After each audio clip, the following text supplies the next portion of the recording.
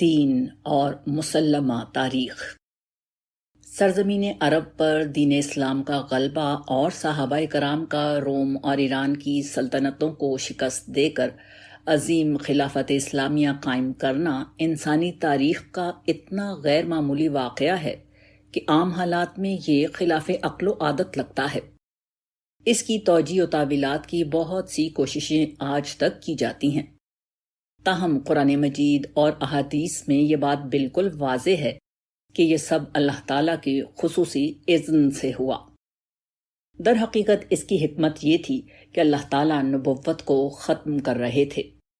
حضور کے بعد اب کسی اور نبی نے نہیں آنا تھا، اس لیے یہ ضروری تھا کہ جو دین آخری دفعہ دے دیا گیا ہے اس کی حفاظت کا ایسا بندوبست کیا جائے جس میں رخنہ اندازی کا کوئی احتمال بھی باقی نہ رہے۔ چنانچہ اللہ تعالیٰ نے اس مقصد کے حصول کی راہ میں حائل ہر رکاوٹ کو دور کر دیا۔ پہلی چیز جو کسی فکر و دعوت اور اس کے بنیادی ماخذ اور مشمولات کی حفاظت کی راہ میں حائل ہوتی ہے وہ یہ کہ داعی اول کو اپنی بات پہنچانے اور پھیلانے کا پورا موقع نہ ملے۔ حضور نبی کریم صلی اللہ علیہ وآلہ وسلم کے معاملے میں ایسا ہرگز نہیں ہوا، بلکہ حضور کی دعوت کا اتمام اور ابلاغ آپ کی زندگی میں ہوا، اور آپ نے عام و خاص کو خود یہ دین بلا واسطہ برسوں تک سکھایا، اس کی دعوت کا ابلاغ کیا اور اس کو تحریری، زبانی اور عملی شکل میں محفوظ کیا۔ رکاوٹ بننے والی دوسری چیز یہ ہوتی ہے کہ داعی اول کو ایسے تربیت یافتہ لوگ ہی میسر نہ ہوں جو اس کے بعد یا اس کی موجودگی میں دوسروں تک اس دعوت کا ابلاغ کریں۔ اس پس منظر میں حضور کو سینکڑوں ایسے رفقا دیے گئے جو آغاز نبوت سے لے کر آپ کی رحلت تک آپ کے ساتھ رہ کر پورا دین سیکھتے رہے۔ ان کی تعداد بتدریج بڑھتی گئی اور ان کی تعداد ہزاروں سے نکل کر آخر میں دسیوں ہزار تک جا پہنچی۔ یہ وہ لوگ تھے جن کو پورا قرآن حفظ تھا اور یہ دین کو اچھی طرح سمجھ کر اس پر عمل کرتے اور آگے پہنچانے کی صلاحیت رکھتے تھے۔ تیسری رکاوٹ سیاسی مغلوبیت ہوتی ہے۔ اس مقصد کے لیے حضور کو ان کی زندگی میں عرب پر مکمل سیاسی غلبہ دے دیا گیا۔ نہ کوئی سیاسی مخالف رہا، نہ عرب میں کوئی دوسرا دین رہا، اور نہ حضور کی اپنی قوم میں کوئی شخص اسلام کے دائرے سے باہر رہا۔ یہود و نصاروں کو مغلوب کر دیا گیا اور آخر کار جزیرہ نما عرب سے نکال دیا گیا۔ یہ سب کچھ حفاظت دین کی غرض سے کیا گیا۔ چوتھی رکاوٹ یہ ہو سکتی تھی کہ داعی اول کے بعد وہ لوگ اقتدار میں آئیں جو اس سے مخلص نہ ہوں یا پھر اس کی دعوت کا گہرا فہم نہ رکھتے ہوں۔ اسلام کے معاملے میں یہ دونوں چیزیں بھی نہیں تھیں۔ خلفائے راشدین اور ان کے رفقا کی دینی بصیرت اور اخلاص دونوں ہر شخص سے بلند ہیں۔ اس پر قرآن کی اپنی گواہی موجود ہے۔ چنانچہ ان کی سیاسی طاقت کے ساتھ جب یہ چیزیں جمع ہوئیں تو یہ امکان نہ رہا کہ حضور کے بعد دین میں کوئی تبدیلی یا انحراف ممکن ہو سکے۔ پانچویں رکاوٹ یہ ہو سکتی تھی کہ خارج کی کوئی حکومت یا تہذیب ان کو مغلوب کر دے۔ معاملہ اس کے برعکس ہوا، اور جیسا کہ شروع میں بیان ہوا، صحابہ کرام پوری متمدن دنیا پر غالب آ گئے اور ہر دوسرے غلبے کو ختم کر کے دین اسلام کا غلبہ قائم کر دیا۔ چھٹی رکاوٹ یہ ہو سکتی ہے کہ کبھی کسی موقع پر امت تعداد کے لحاظ سے بہت کم ہو جائے یا کوئی ظالم ان پر ایسا مسلط ہو جائے جو ان کو دین پر عمل کرنے سے روک دے۔ مسلمہ تاریخ میں آج تک ایسا نہیں ہوا کہ مسلمانوں کے ساتھ مجموعی طور پر یہ واقعہ ہوا ہو۔ حضور کے دور سے آج تک مسلمان ہمیشہ آزاد سیاسی حکومتوں کے تحت رہے، اور کبھی کہیں مختصر عرصے کے لیے ایسا ہوا تب بھی ان کا دین مکمل طور پر محفوظ رہا اور وہ اس پر عمل کرتے رہے۔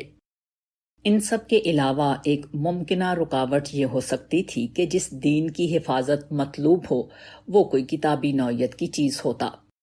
ایسی ہر چیز میں تحریف و تبدیلی ممکن ہوتی ہے اور باقی لوگوں کو اس کا پتہ بھی نہیں چلتا، مگر دین اسلام کی بنیادی تعلیمات قرآن و سنت کی شکل میں ہیں۔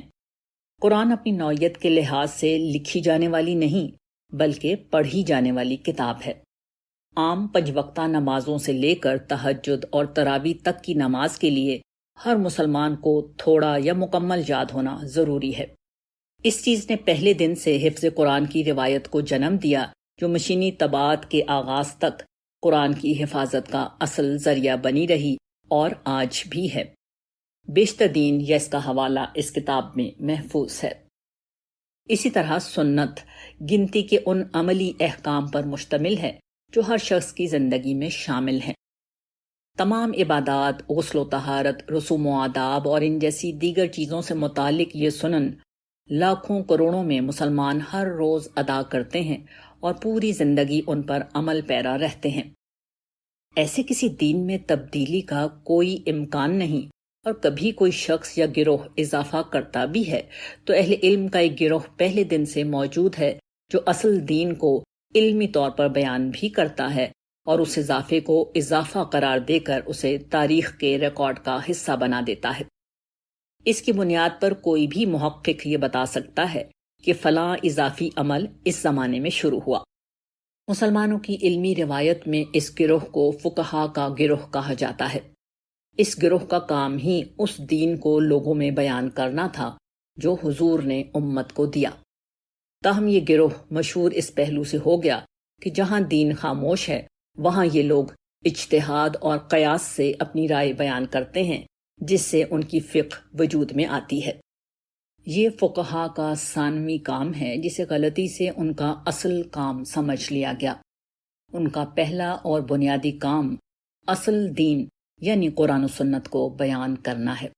اس میں سارے فقہا متفق ہوتے ہیں، لیکن جب وہ اس سے ہٹ کر اپنے اجتہادات بیان کرتے ہیں تو پھر ان کے فقہی مسالک و مذاہب وجود میں آتے ہیں جو ان کی وجہ شہرت بن چکے ہیں، حالانکہ ان کی اصل خدمت تحفظ دین اور ابلاغ دین ہے جو وہ اجماعی طور پر کرتے ہیں۔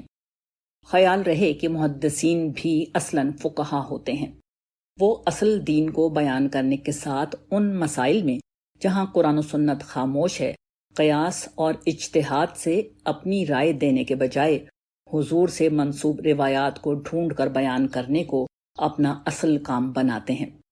اسی لیے یہ لوگ محدثین کہلاتے ہیں، ورنہ فقہا اور محدثین کی اصل خدمت بنیادی دین کو محفوظ رکھنا اور اگلی نسلوں تک پہنچانا ہے۔